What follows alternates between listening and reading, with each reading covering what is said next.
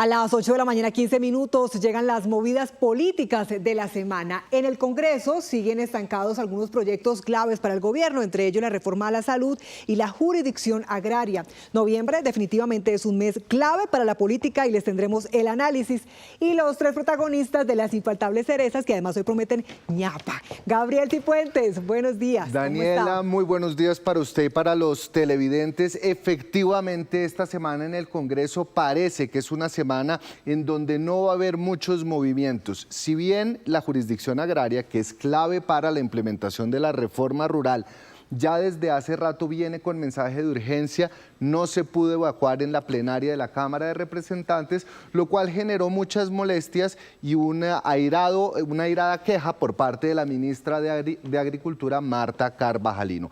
La situación es muy parecida para la reforma de la salud, que está definitivamente bloqueada. Cuidados intensivos. En cuidados intensivos está la salud, sobre todo después de que la Comisión Séptima del Senado aprobara una proposición de la presidenta Nadia Ablel para frenar la discusión del proyecto hasta que no se tuviera el aval fiscal, es decir, saber si se tiene plata o no para pagar la reforma, cosa que no sucederá antes de que se decida la reforma tributaria, que tampoco tiene ambiente en el Congreso. Así las cosas, la reforma a la salud, que ha estado bloqueada en la Comisión Séptima desde abril, parece que no tendrá una discusión y mucho menos una aprobación en el corto plazo. Gabriel, parece que el proyecto del uso recreativo de cannabis no se da por vencido. No se da por vencido, nuevamente será discutido esta semana en la Comisión Primera de la Cámara de Representantes. Recordemos, Daniela, que este proyecto ha sido presentado durante los últimos años y a pesar de que ha llegado ya a octavo debate, porque es una reforma constitucional, siempre se ha quedado corto de 1 o 2 votos. En una cuarta legislatura,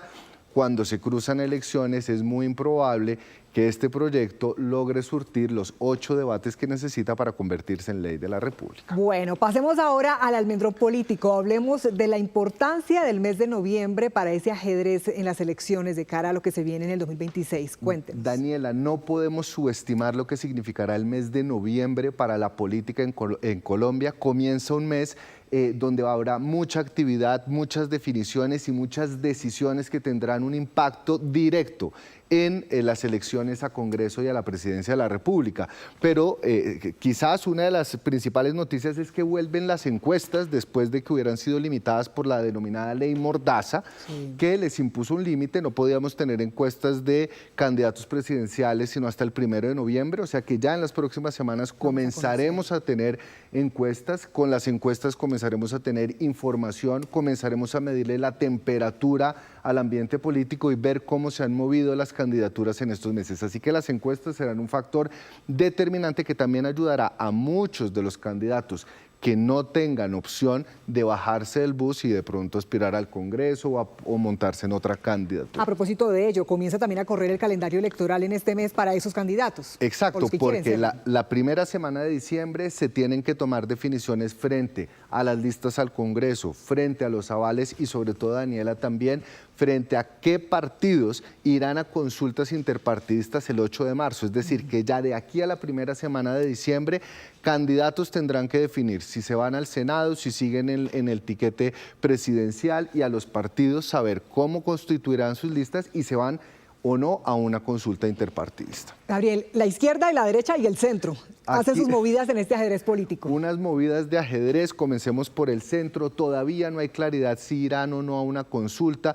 Muchos están esperando que quizás la figura más representativa, que es Sergio Fajardo, tome la decisión de si participar o no en una consulta.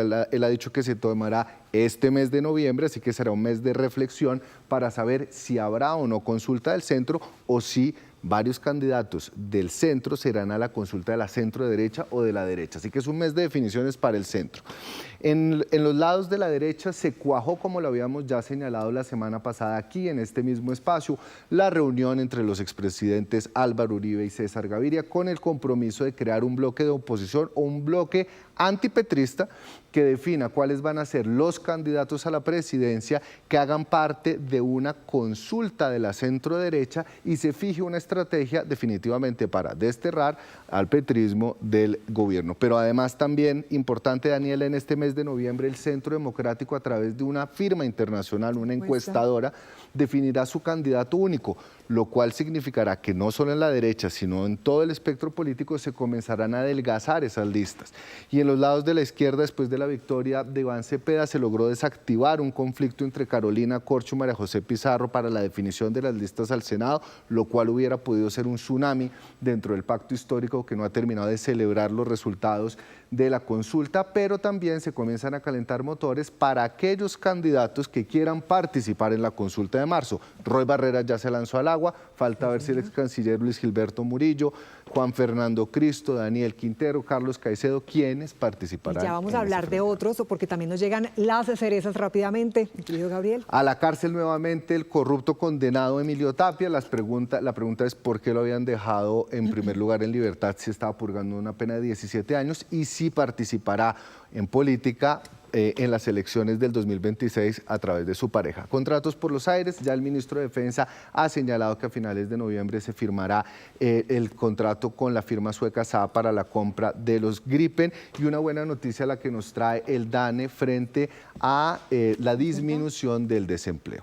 Bueno, pero le traigo una ñapa. Me trae una ñapa, cuénteme de qué se trata. Ayer se inauguró o se lanzó oficialmente la campaña de Abelardo de la Espriella con un lleno total en el Movistar Arena, y si bien llenar estadios no necesariamente garantiza nada, sí fue un golpe sobre la mesa que tendrá efecto muy seguramente en las primeras encuestas que salgan en el mes de noviembre. Ya dejó pensando a muchos precandidatos. Pues muchas gracias, Gabriel. Buena semana.